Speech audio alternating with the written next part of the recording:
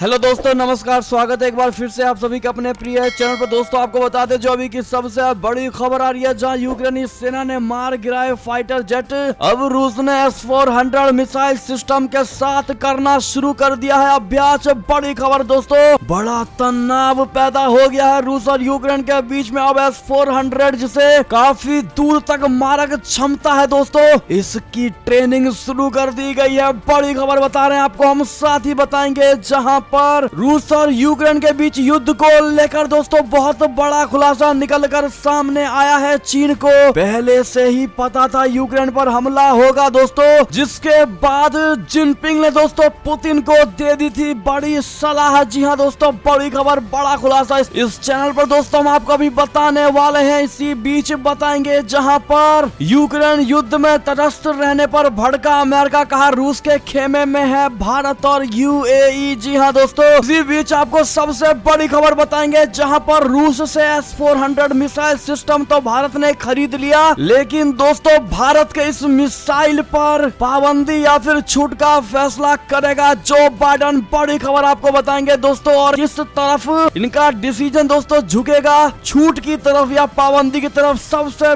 बड़ी हम रिपोर्ट में आपको आज खुलासा करने वाले हैं इस बात का। और इसी बीच बताएंगे जहां इस देश के अधिकारियों का बहुत बड़ा दावा, यूक्रेन ने भारत के छात्रों को बंधक बनाया। जी हाँ दोस्तों, बताएंगे किसने ये दावा किया है। इसी बीच आपको दोस्तों बताएंगे जहां प्रधानमंत्री नरेंद्र मोदी जी का अखिलेश यादव पर सीधा हमला, कह दी बड़ी बड़ी बातें। जी हाँ दोस्तों, और वोटिंग से पहले ही अजय कुमार लल्लू के कार्यालय पर लगा ताला, क्षेत्र से गायब है यूपी कांग्रेस के प्रदेश अध्यक्ष। बड़ी खबर आपको बताएंगे दोस्तों, तो हर तरह की जानकारी अभी हम आपको देने वाले हैं, तो आराम से बने रहिएगा वीडियो के अंत तक। और अभी खबरों में आगे बढ़ने से पहले हमेशा की तरह मानते हैं कि मोदी जी तो हर चीज संभव है, भारतीय सेना है तो अपना देश गर्व से जी रहा है और आपको भी भारतीय होने पर शान है दोस्तों। और मानते हैं कि अपना भारत देश नंबर 1 देश और भारत की विदेश नीति किसी भी देश से कम नहीं है दोस्तों। इस वीडियो को भी कर दीजिए लाइक, चैनल को कर दीजिए सब्सक्राइब, बेल आइकन दबाइए, साथ ही कमेंट बॉक्स में लिख दीजिए जय हिंद। जी हाँ दोस्तों, चलते हैं पहली और सबसे बड़ी खबर की तरफ, जहां पर यूक्रेनी सेना ने मार गिराए फाइटर जेट। अब रूस ने S-400 मिसाइल सिस्टम के साथ किया अभ्यास। जी हाँ दोस्तों, सब में बड़ी खबर, S-400 उस बैलिस्टिक मिसाइल के साथ दोस्तों अभ्यास शुरू कर दिया गया है। अभी की सबसे बड़ी खबर, यूक्रेन में चल रही जंग के बीच नाटो देशों के साथ बढ़ते तनाव को देखते हुए अब रशिया ने शक्ति प्रदर्शन तेज कर दिया है। रूस ने परमाणु मिसाइलों के साथ अभ्यास के बाद अब बेजोड़ S-400 एयर डिफेंस सिस्टम के साथ अभ्यास शुरू कर दिया है। रूसी सेना के जवान देश के नोवोसिबिर्स्क इलाके में S-400 के साथ अभ्यास कर रहे हैं। माना यह जा रहा है कि यूक्रेन की जंग में रूस अपने इस बेजोड़ रक्षा कवच को भी तैनात कर सकता है दोस्तों। यूक्रेन की जंग में लगातार रूस को अपने फाइटर प्लेन और हेलीकॉप्टर गंवाने पड़े हैं, और माना यह जा रहा है कि इसको देखते हुए अब रूसी राष्ट्रपति व्लादिमीर पुतिन ने और ज्यादा आक्रामक रुख अख्तियार कर लिया है। और यही वजह है कि रूस ने अपने बेजोड़ S-400 एयर डिफेंस सिस्टम के साथ अभ्यास करना शुरू कर दिया है। रूस के इस कदम से यूक्रेन युद्ध में और ज्यादा तनाव बढ़ सकता है दोस्तों। इस अभ्यास के दौरान दुश्मन के हवाई जहाजों को मार गिराने का अभ्यास किया गया है। जी हाँ, इसी बीच रूस के यूक्रेन पर हमले के 8वें दिन भी जारी रहने के बीच गुरुवार को कीव में कम से कम 4 विस्फोट की बड़ी खबर निकल कर सामने आई है दोस्तों। ऐसे में सब में बड़ी खबर हमने आपको बताया दोस्तों कि S-400 से अभ्यास शुरू कर दिया गया है। अगर S-400 से युद्ध होता है दोस्तों, तो अब आप अंदाजा ही लगा सकते हैं कि क्या स्थिति होने वाली है आने वाले समय में। कोई नहीं बचने वाला। बड़ी खबर दोस्तों, और बड़े ही दूर दूर तक ये इसकी मारक क्षमता है दोस्तों, यानी कि ये यूक्रेन के कोने हर कोने में जाकर आक्रमण कर सकता है। बड़ी खबर दोस्तों, क्या लगता है आपको कमेंट करके जरूर बताइएगा। प्लीज दोस्तों वीडियो को शेयर करके दिखा दीजिए कि हम सभी भारत को सपोर्ट करते हैं। अगली बड़ी खबर की बात करें, जहां पर चीन को पता था यूक्रेन पर हमला होगा, रूस से कहा था विंटर ओलंपिक तक रुक जाओ। जी हाँ दोस्तों, सबसे बड़ी खबर, यूक्रेन पर हमले को लेकर चौतरफा गिरे रूस की मदद के लिए चीन ने गेहूं आयात पर लगे सारे प्रतिबंध हटा दिए हैं। संयुक्त राष्ट्र में भी चीन ने रूसी हमले का विरोध नहीं किया है। इसी बीच अब खुलासा हुआ है कि चीन को यूक्रेन पर हमले की पहले से ही जानकारी जारी थी और उसने फरवरी के शुरुआती महीने में रूसी अधिकारियों से अनुरोध किया था कि विंटर ओलंपिक के खत्म होने तक हमला नहीं करें। अमेरिकी अखबार न्यूयॉर्क टाइम्स ने जो बाइडेन प्रशासन के अधिकारियों के हवाले से ये जानकारी दी है। दोस्तों रिपोर्ट में बड़ा ही खुफिया सूत्रों के हवाले से कहा गया है कि कुछ वरिष्ठ चीनी अधिकारियों को रूस की यूक्रेन पर हमले की योजना या इरादे के बारे में कुछ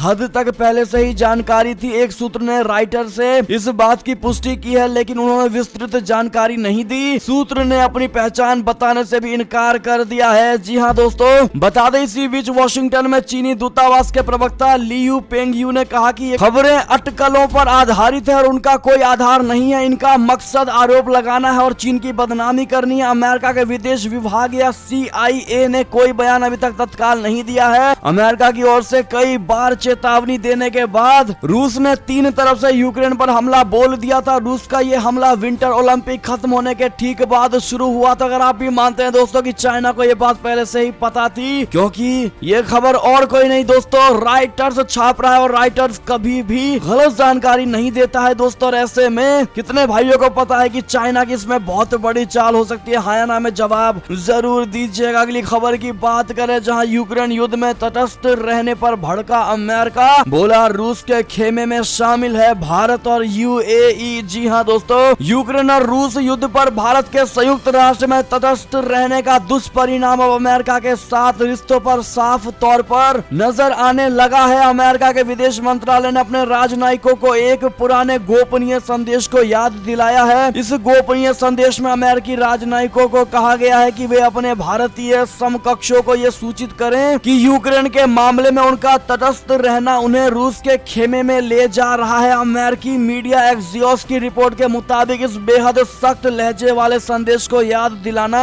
इस बात को दर्शाता है कि अमेरिका सरकार के अंदर अपने 2 मुख्य सहयोगियों को लेकर नीतिगत विवाद चल रहा है। राजनयिक केवल या गोपनीय संदेश को विदेश मंत्रालय प्रासंगिक पक्षों को भेजता है, यही नहीं, इस संदेश को विभिन्न दूतावासों को भेजने से पहले विभिन्न अधिकारियों के द्वारा जांच की जाती है। यही नहीं, आंतरिक नीतिगत फैसलों और दिशा निर्देशों को विदेश में तैनात राजनयिकों को देने के लिए प्रमुख रूप से राजनयिक केबल का ही सहारा लिया जाता है। जी हाँ दोस्तों, और ऐसे में दोस्तों अमेरिका का भारत को लेकर यही मानना है कि भारत रूस की तरफ और UAE एक साथ रूस की तरफ झुके हुए हैं। जी हाँ दोस्तों, और इसी बीच जो सबसे बड़ी खबर आ रही है, जहां भारत पर प्रतिबंध लगाएगा क्या अमेरिका? रूस से ये घातक हथियार खरीदने की वजह से है नाराज। जी हाँ दोस्तों, रूस से S-400 मिसाइल रक्षा प्रणाली की खरीद को लेकर भारत पर CAATSA कानून के तहत प्रतिबंध लगाया जाए या नहीं, इस पर फैसला अमेरिकी राष्ट्रपति जो बाइडेन करेंगे। जो बाइडेन प्रशासन के एक वरिष्ठ अधिकारी ने अमेरिकी सांसदों को यह जानकारी दी है दोस्तों। Countering America's adversaries through sanction act बोले तो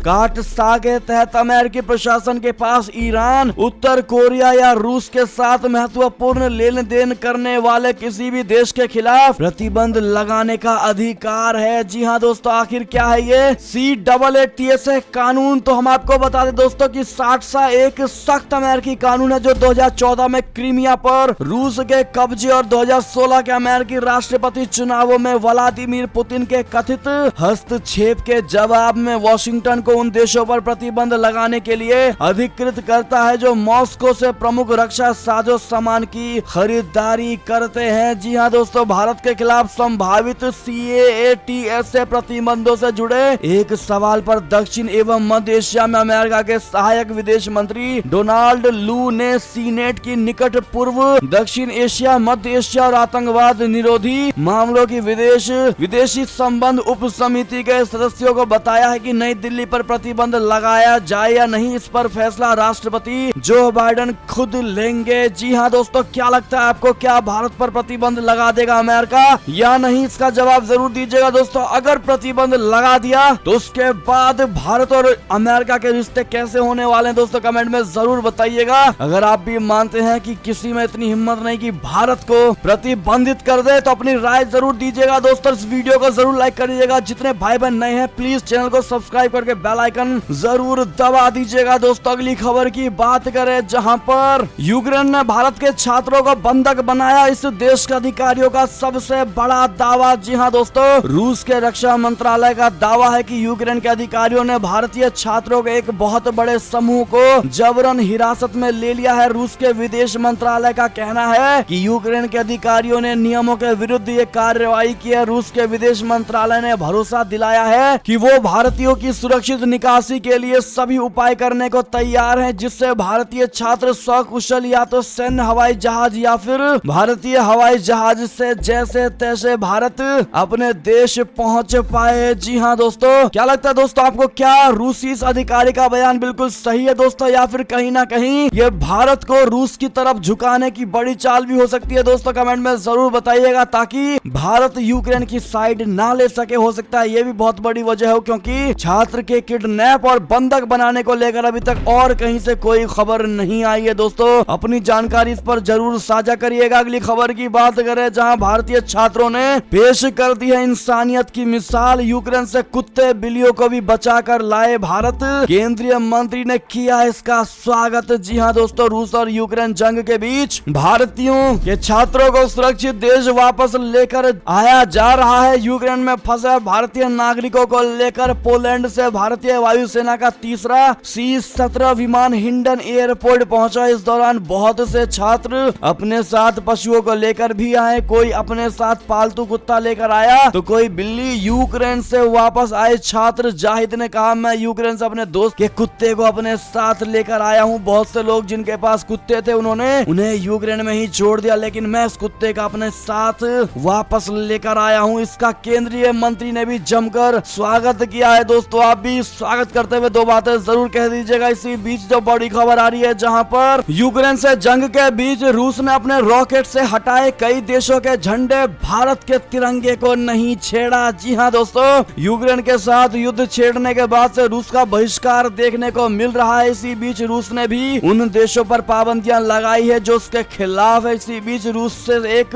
वीडियो सामने आया है जिसमें दिखाया गया है दोस्तों कि रूस अपने रॉकेट से कुछ देशों के झंडों की तस्वीरों को हटा रहा है, तो वहीं भारत का झंडा उस पर रहने देता है। ये वीडियो रूसी स्पेस एजेंसी रोसकोसमोस के हेड डिमिट्री रोगोजिन ने ट्वीट किया है। दोस्तों जानकारी के मुताबिक वीडियो बाइकोनूर का है और ये दक्षिणी कजाकिस्तान में स्थित अंतरिक्ष तट है दोस्तों, जिसे रूस ने लीज पर लिया हुआ है। आप देख पा रहे होंगे दोस्तों, बड़े ही गर्व का मूवमेंट है। भारत के झंडे को हाथ भी नहीं लगाया गया है दोस्तों, बाकी अन्य देशों के झंडों को उतार कर फेंक दिया गया है। उतारने से हमारा मतलब है उन पर दूसरी चीजें चिपका दी गई है। जी हाँ दोस्तों, ऐसे में थैंक्स टू रशिया कहना बिल्कुल मत भूलिएगा। अगली खबर की बात करें, जहाँ पर यूक्रेनी राष्ट्रपति ने दी है रूसी सैनिकों को बड़ी चेतावनी, कहा तुम्हारी लाशों से नहीं ढकना चाहते अपनी जमीन। जी हाँ दोस्तों, यूक्रेनी राष्ट्रपति जेलेंस्की ने रूसी सैनिकों को चेतावनी देते हुए यूक्रेन को जल्द से जल्द छोड़ने के लिए कहा है। जेलेंस्की ने कहा है कि मैं अपनी जमीन तुम्हारी लाशों से ढकना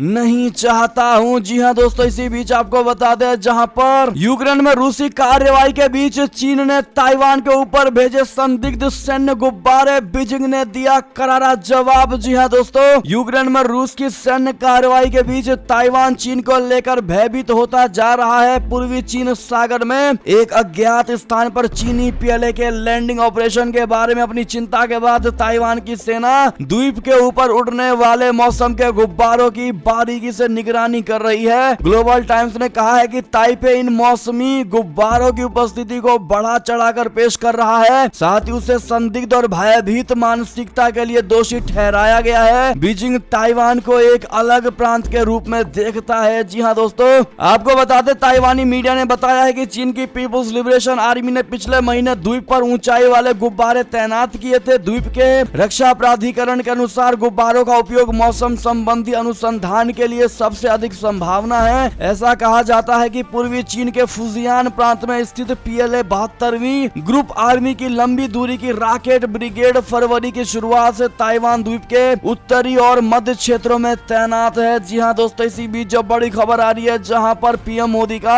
अखिलेश यादव पर सीधा हमला, कहा जात पात में बांटने की थी कोशिश, लेकिन उत्तर प्रदेश की जनता ने समझ ली इनकी चालाकी। जी हाँ दोस्तों, यूपी चुनाव विधानसभा चुनाव के छठे चरण के तहत आज 10 जिलों की 57 सीटों के लिए मतदान चल रहा है। राजनीतिक दलों और नेताओं ने अब 7वें चरण के लिए अपनी पूरी ताकत झोंक दी है। इसी बीच गुरुवार को पीएम नरेंद्र मोदी जी ने जो जौनपुर में चुनावी जनसभा को संबोधित करते हुए समाजवादी पार्टी पर जमकर हमला बोला।